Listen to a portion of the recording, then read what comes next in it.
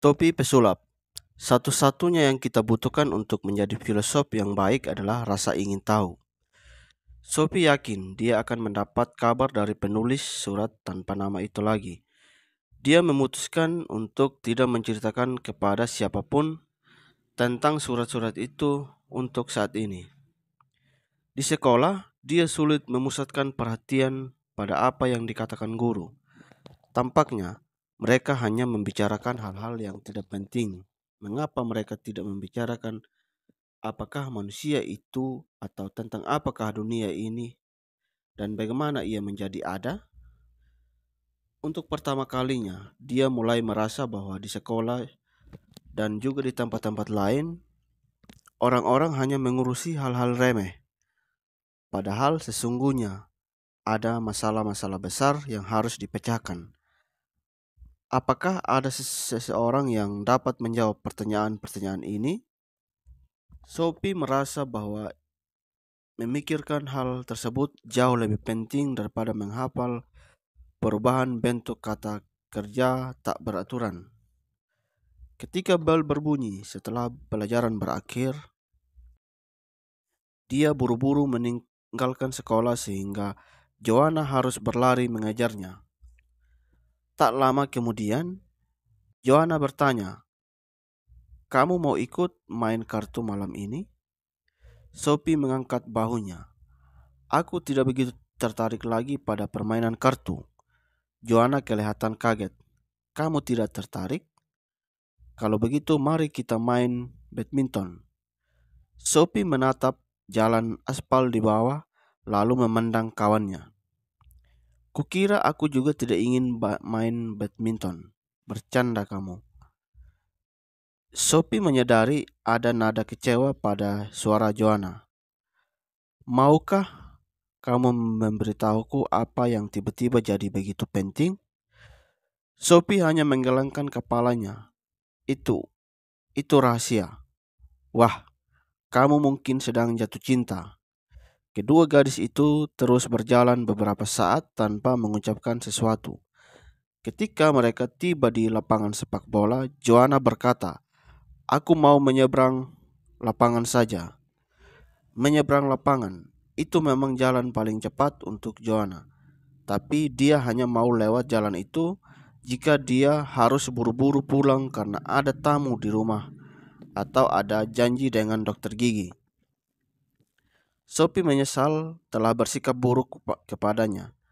Namun, apalagi yang dapat dikatakannya bahwa dia dengan tiba-tiba menjadi begitu keasikan untuk mencari tahu siapa dirinya dan dari mana datangnya dunia sehingga dia tidak punya waktu lagi untuk bermain badminton. Apakah Joanna akan mengerti? Mengapa begitu sulit untuk terserap dalam masalah yang paling penting dan dalam satu hal paling wajar itu? Dia merasa jantungnya berdegup lebih kencang ketika dia membuka kotak surat. Mula-mula dia hanya menemukan sebuah surat dari bank dan beberapa amplop besar untuk ibunya. Sialan, Sophie sudah berharap-harap akan mendapatkan surat lain dari pengiriman yang tak dikenalnya itu. Ketika menutup pintu gerbang di belakangnya, dia mendapati namanya sendiri tertera di atas salah satu amplop besar.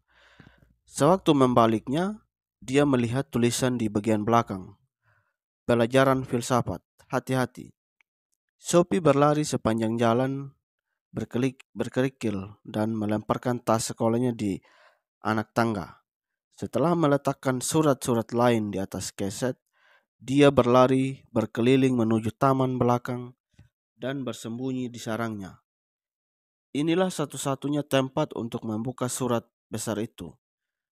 Serekan melompat-lompat di belakangnya, namun Sophie harus sabar menghadapinya.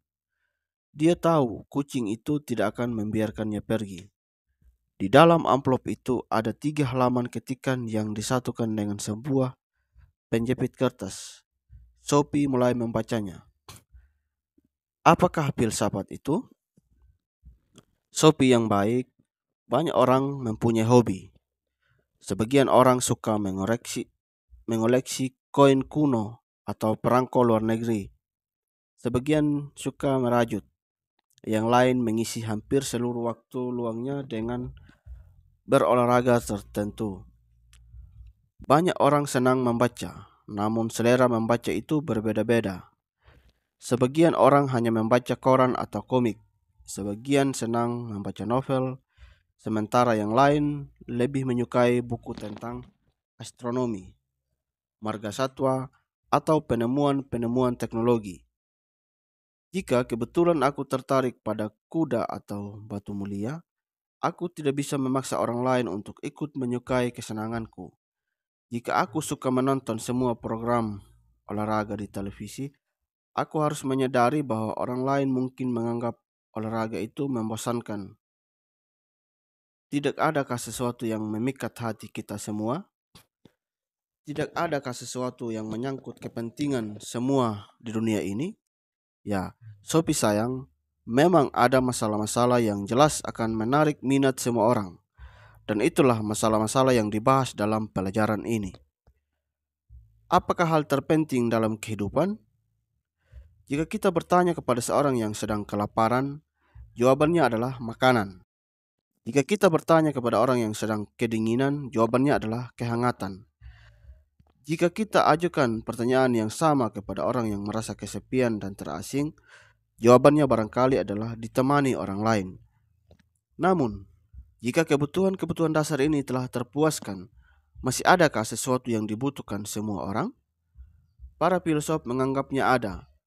Mereka yakin bahwa manusia tidak dapat hidup dengan roti semata. Sudah pasti setiap orang membutuhkan makanan, dan setiap orang membutuhkan cinta dan perhatian. Namun, ada sesuatu yang lain, lepas dari semua itu, yang dibutuhkan setiap orang, yaitu mengetahui siapakah kita dan mengapa kita ada di sini.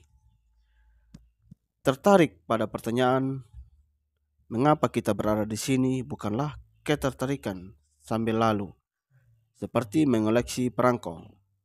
Orang-orang mengajukan pertanyaan semacam itu ikut serta dalam suatu perdebatan yang telah berlangsung selama manusia hidup di atas planet ini.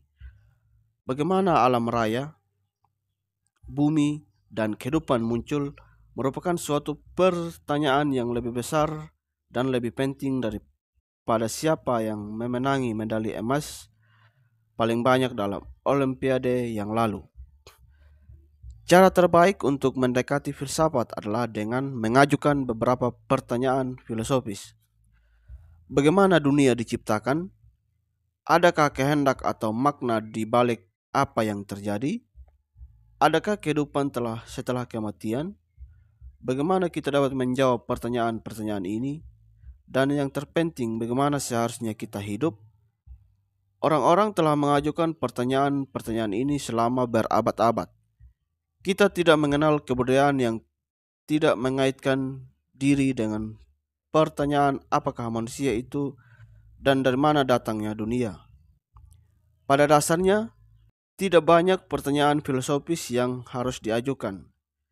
Kita sudah mengajukan sebagian dari pertanyaan-pertanyaan yang paling penting.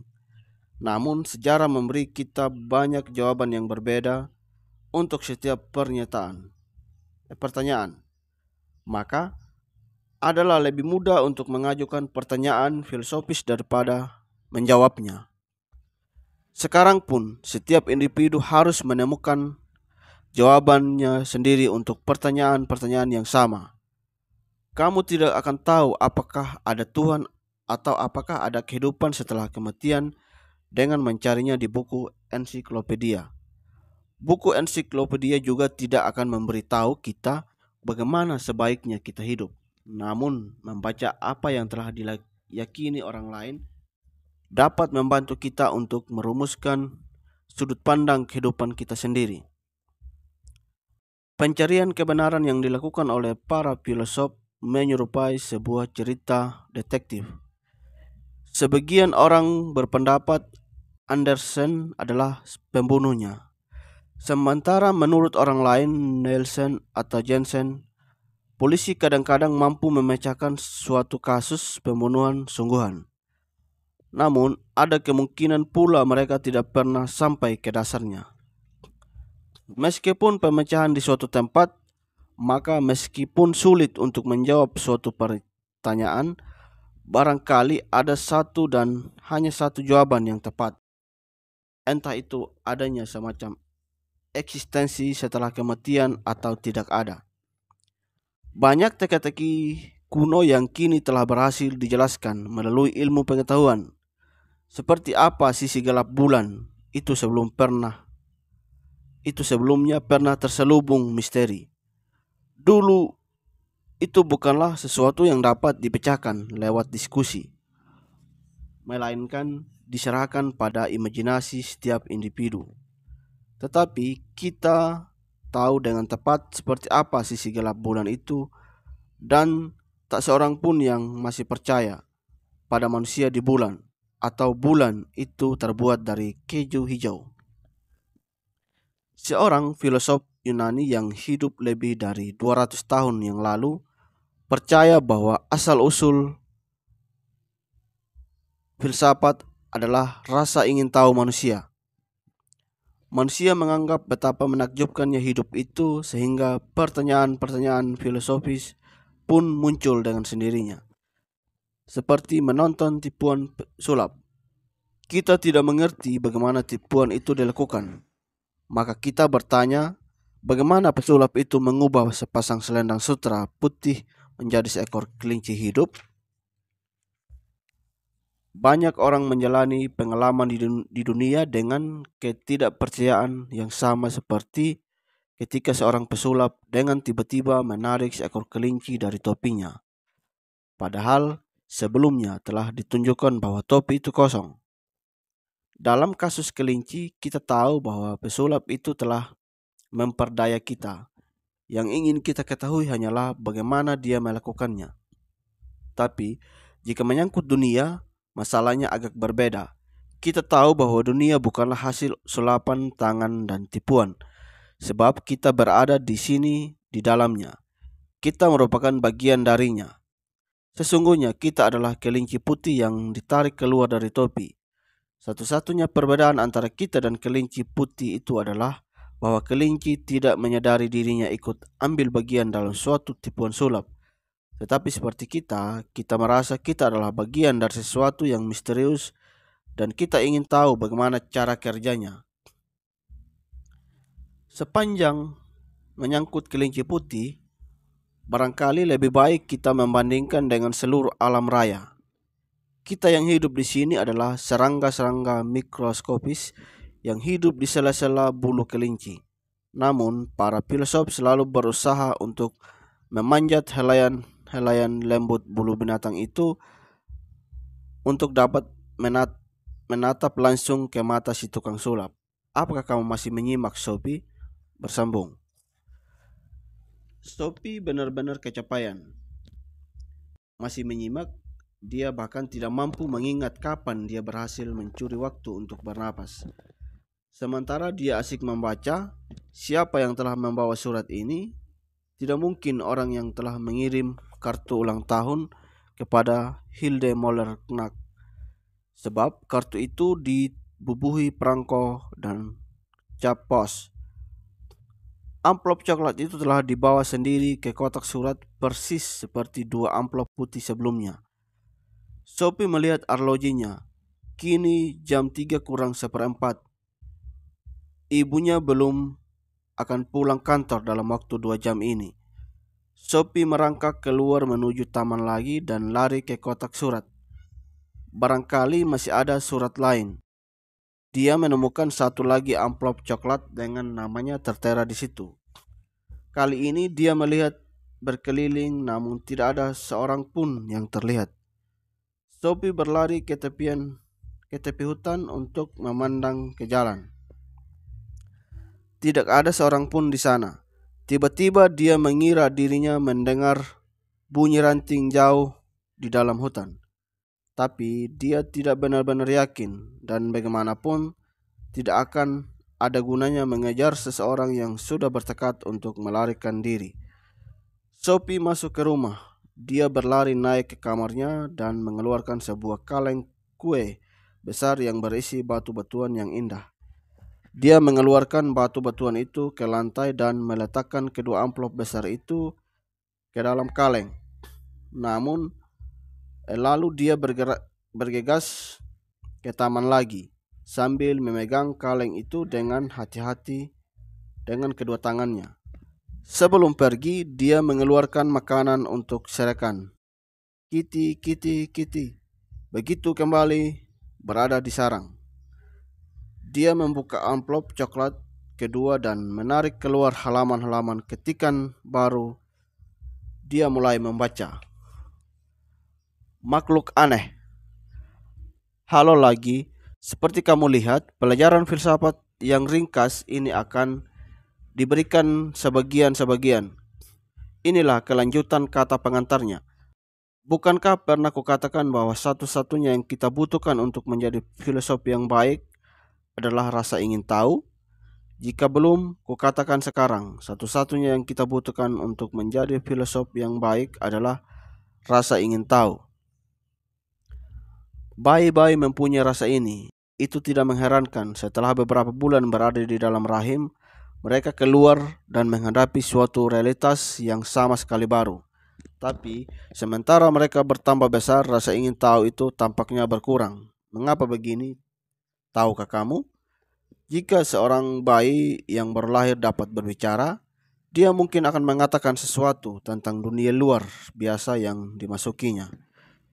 Kita melihat bagaimana dia melihat berkeliling dan meraih apa saja yang dilihatnya dengan penuh rasa ingin tahu. Ketika kata-kata mulai dapat diucapkannya, anak itu akan menatap dan mengatakan guk guk guk. Setiap kali dia melihat seekor anjing, dia melompat-lompat di dalam kereta dorongnya, melambai-lambaikan tangannya, guk guk, guk guk. Kita yang lebih tua dan lebih tahu biasanya merasa agak kecapean melihat semangat si anak. Baiklah, baiklah, itu guguk, kita bilang. Tidak terkesan. Ayo, duduklah yang manis. Kita tidak terpesona. Kita sudah pernah melihat seekor anjing sebelumnya. Pemandangan yang menggambarkan kegembiraan hatinya itu mungkin akan berulang ratusan kali sebelum si anak belajar untuk melewati seekor anjing tanpa menjadi ribut, atau seekor gajah, atau seekor kuda Nil.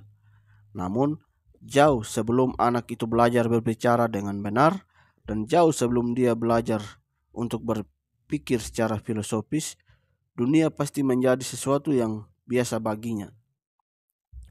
Sungguh sayang jika kamu tanya pendapatku. Aku ingin agar kamu tidak tumbuh menjadi salah seorang dari mereka yang menganggap dunia itu begini karena memang sudah seharusnya begitu. Sophie sayang, maka hanya untuk memastikan saja kita akan melakukan beberapa eksperimen dalam pikiran sebelum kita mulai dengan pelajaran itu sendiri. Bayangkan bahwa suatu hari kamu keluar untuk berjalan-jalan di hutan. Tiba-tiba kamu melihat sebuah pesawat ruang angkasa kecil di atas jalan di depanmu. Seorang Mars mungil memanjat keluar dari pesawat ruang angkasa itu dan berdiri di atas tanah sambil memandangimu. Apa yang akan kamu pikirkan? Tidak apa, itu tidak penting. Tapi pernahkah terlintas dalam benakmu tentang kenyataan apakah sesungguhnya kamu sendirilah si orang Mars itu? Memang sangat mustahil bahwa kamu akan pernah bertemu dengan makhluk dari planet lain. Kita bahkan tidak tahu apakah ada kehidupan di planet-planet lain. Tapi kamu mungkin akan menemukan dirimu sendiri pada suatu hari nanti. Kamu mungkin akan berhenti dengan tiba-tiba dan memandang dirimu sendiri dengan suatu kesadaran yang sama sekali baru. Aku seorang makhluk luar biasa. Begitu katamu. Aku seorang makhluk misterius. Kamu merasa seakan-akan kamu tengah terbangun dari tidur akibat disihir.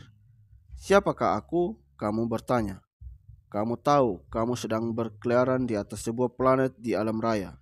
Tapi apakah alam raya itu? Jika kamu mendapati dirimu bertanya begini, kamu pasti telah menemukan sesuatu yang sama misteriusnya dengan orang Mars yang baru saja kita bicarakan.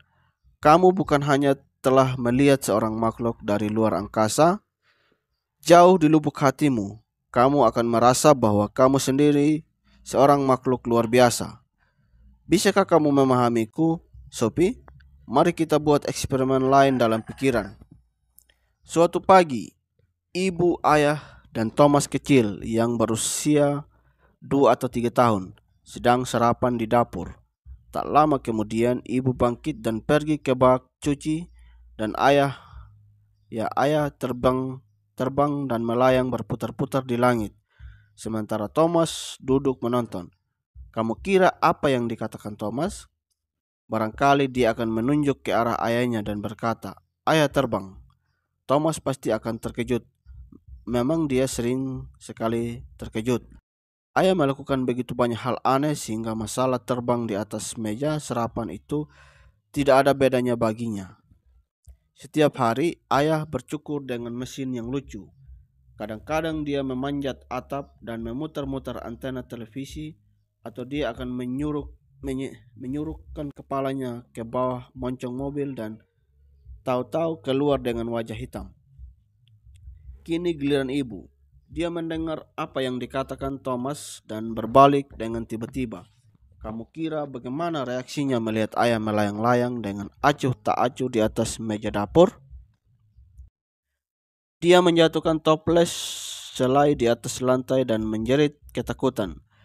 Dia bahkan mungkin memerlukan perawatan medis begitu ayah kembali duduk dengan hormat ke kursinya. Ayah mestinya lebih mengenal sopan santun sekarang ini. Menurutmu mengapa Thomas dan ibunya bereaksi dengan cara begitu berbeda? Semuanya ada hubungannya dengan kebiasaan. Catat ini. Ibu sudah tahu bahwa orang tidak dapat terbang. Thomas belum. Dia belum yakin apa yang bisa dan tidak bisa dilakukan di dunia ini. Tapi bagaimana dengan dunia itu sendiri, Sophie? Apakah kamu kira ia dapat melakukan apa yang dilakukannya?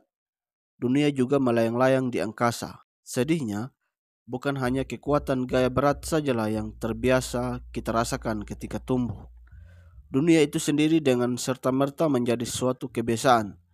Tampaknya seakan-akan dalam proses pertumbuhan kita kehilangan kemampuan untuk bertanya-tanya tentang dunia. Dan dengan berlaku demikian kita kehilangan sesuatu yang sangat penting. Sesuatu yang oleh para filosof diusahakan untuk dipulihkan. Sebab di suatu tempat dalam diri kita sendiri ada sesuatu yang mengatakan kepada kita bahwa kehidupan merupakan suatu misteri yang sangat besar. Inilah sesuatu yang pernah kita alami jauh sebelum kita belajar untuk memikirkan pemikiran itu. Untuk lebih tepatnya, meskipun pertanyaan-pertanyaan filosofis itu mengganggu benak kita semua, tidak semua kita menjadi filosof karena berbagai alasan. Kebanyakan orang begitu disibukkan oleh permasalahan sehari-hari sehingga keheranan mereka terhadap dunia tersuruh ke belakang. Mereka merayap jauh ke dalam bulu-bulu kelinci, meringkuk dengan nyaman dan tinggal di sana sepanjang hidup mereka. Bagi anak-anak, dunia dan segala sesuatu di dalamnya itu baru, sesuatu yang membangkitkan keheranan mereka. Tidak demikian halnya bagi orang-orang dewasa. Kebanyakan orang dewasa menerima dunia sebagai sesuatu yang sudah selayaknya demikian. Disinilah tepatnya para filsuf itu menjadi tokoh istimewa. Seorang filosof tidak pernah merasa terbiasa dengan dunia. Baginya, dunia selalu tampak sedikit tidak masuk akal, membingungkan, bahkan penuh teka-teki. Para filosof dan anak-anak kecil karenanya sama-sama memiliki indera penting. Kamu boleh mengatakan bahwa sepanjang hidupnya seorang filosof selalu menjadi seorang anak yang peka. Maka kini kamu harus memilih. Sophie, apakah kamu seorang filsuf yang mau bersumpah tidak akan pernah menjadi begitu? Jika kamu hanya menggelengkan kepalamu, tidak mengakui dirimu sebagai seorang anak ataupun seorang filosof, kamu telah menjadi begitu terbiasa dengan dunia, sehingga dunia itu tidak lagi mengherankanmu.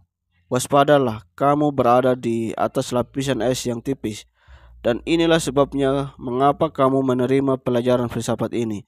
Hanya untuk berjaga-jaga saja, aku tidak akan membiarkanmu di antara semua orang lain ikut berjajar bersama mereka yang apatis dan acuh tak acuh. Aku ingin kamu selalu ingin tahu seluruh pelajaran ini gratis. Maka kamu tidak akan kehilangan uangmu kalau kamu tidak menyelesaikannya. Jika kamu lebih suka menghentikan pelajaran, kamu bebas untuk melakukannya. Kalau memang demikian, kamu harus meninggalkan pesan untukku di kotak surat. Seekor katak hidup, bolehlah. Sesuatu yang berwarna hijau, paling tidak, supaya pengantar surat tidak menjadi ketakutan. Ringkasnya, seekor kelinci ditarik keluar dari topi pesulap karena ia adalah kelinci yang amat besar. Tipuannya perlu dipelajari selama ribuan tahun. Semua makhluk hidup dilahirkan di ujung setiap lembar bulu kelinci yang lembut, di mana mereka berada dalam posisi mempertanyakan kemustahilan tipuan itu. Namun, ketika mereka bertambah umur, mereka sibuk menyelusup semakin dalam ke balik bulu-bulu itu, dan disitulah mereka tinggal. Mereka merasa begitu nyaman sehingga mereka tidak mau mengambil risiko untuk memanjati kembali bulu-bulu halus itu. Hanya para filosof yang mau bersusah payah menjalani ekspedisi berbahaya ini. Sebagian di antara mereka jauh bertumbangan, namun yang lain tetap bertahan mati-matian dan meniraki orang-orang yang terbuai di tengah kelembutan yang nyaman, menjelajali diri mereka dengan makanan dan minuman lezat. Ibu-ibu dan bapak-bapak mereka berteriak, kami melayang-layang di angkasa, namun tak seorang pun di antara mereka yang peduli. Gerombolan pembuat onar, kata mereka, dan mereka terus berceloteh. Tolong ambilkan menteganya ya. Seberapa banyak saham kita naik hari ini? Berapa harga tomat? Ketika Ibu Sophie tiba di rumah sore itu, Sophie masih dalam keadaan terheran-heran. Kaleng yang menyimpan surat-surat dari filsuf misterius itu tersembunyi aman di sarang. Sophie berusaha untuk mulai mengerjakan pekerjaan rumahnya, namun dia hanya bisa duduk sambil memikirkan apa yang telah dibacanya. Dia tidak pernah berpikir sekeras itu sebelumnya. Dia bukan lagi seorang anak-anak, tetapi dia juga belum benar-benar dewasa.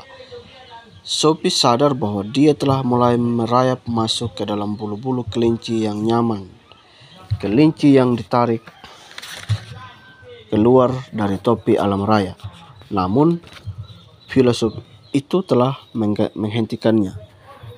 Dia, pria atau wanitakah dia, telah menangkap bagian belakang lehernya dan menariknya kembali ke ujung bulu tempat dia telah bermain-main ketika masih kanak-kanak. Dan di sana, di bagian paling ujung dari bulu yang lembut itu, dia sekali lagi melihat dunia seakan-akan untuk pertama kali. Filosof itu telah menyelamatkannya. Tidak diragukan lagi, penulis surat yang tak dikenal itu telah menyelamatkannya dari remeh-temeh eksistensi sehari-hari. Ketika ibu tiba di rumah jam 5 sore, Sophie menyeretnya ke ruang duduk dan mendorongnya ke sebuah kursi berlengan. Bu, tidakkah ibu pikir mengherankan bahwa kita hidup? Dia memulai. Ibunya demikian terkejut sehingga mula-mula dia tidak menjawab. Sophie biasanya sedang mengerjakan pekerjaan rumahnya ketika dia pulang. Kukira memang demikian kadang-kadang, katanya. Kadang-kadang, ya, tapi tidaklah ibu pikir mengherankan bahwa dunia itu ada? Hai Sophie, mengapa kamu berbicara seperti itu? Mengapa? Barangkali ibu pikir dunia itu benar-benar biasa? Ya, begitu kan? Kurang lebih, begitulah. Sophie sadar bahwa filsuf itu benar. Orang-orang dewasa menganggap dunia sebagaimana adanya. Mereka telah membiarkan dirinya terbuai dalam tidur yang memabukkan dari eksistensi mereka yang membosankan. Ibu telah menjadi begitu terbiasa dengan dunia sehingga tidak ada lagi yang membuat ibu heran. Kamu sedang bicara apa sih? Aku sedang membicarakan menjadi terbiasa dengan segala sesuatu, sama sekali suram. Dengan kata lain, aku tidak mau diajak berbicara seperti itu, Sophie. Baiklah, aku akan mengemukakannya dengan cara lain. Ibu telah membiarkan diri ibu keenakan meringkuk jauh di dalam bulu-bulu seekor kelinci putih yang ditarik keluar dari topi pesulap alam raya saat ini. Dan tak lama lagi ibu akan memasak kentang. Lalu ibu akan membaca koran dan setelah tidur siang setengah jam, ibu akan melihat berita di televisi. Kekhawatiran membayang di wajah ibunya. Dia memang pergi ke dapur dan memasak kentang. Tak lama kemudian dia kembali ke ruang duduk. Dan kali ini dia telah mendorong Sophie ke sebuah kursi berlengan. Ada sesuatu yang harus kubicarakan denganmu. Dia memulai. Sophie dapat menyimak dari suaranya bahwa itu sesuatu yang serius.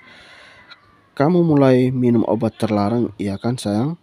Sophie merasa ingin tertawa, namun dia tahu mengapa pertanyaan itu dikemukakan kepadanya saat ini. Apakah kamu gila, katanya. Obat-obatan itu hanya membuatmu semakin dungu. Malam itu tidak ada lagi yang dibicarakan mengenai kelinci putih maupun obat terlarang.